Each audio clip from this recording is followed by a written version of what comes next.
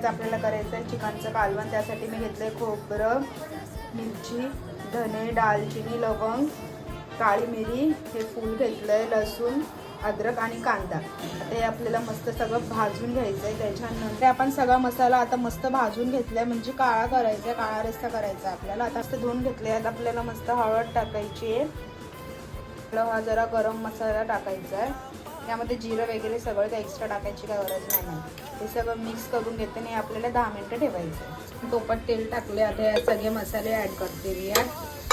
त्याच्यानंतर आपल्याला हा काळं वाटण ॲड करायचं आहे, आपण मिक्स करून घेऊया।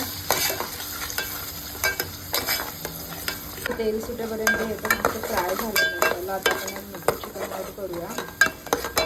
तर चिकन आता आपण यात टाकूया।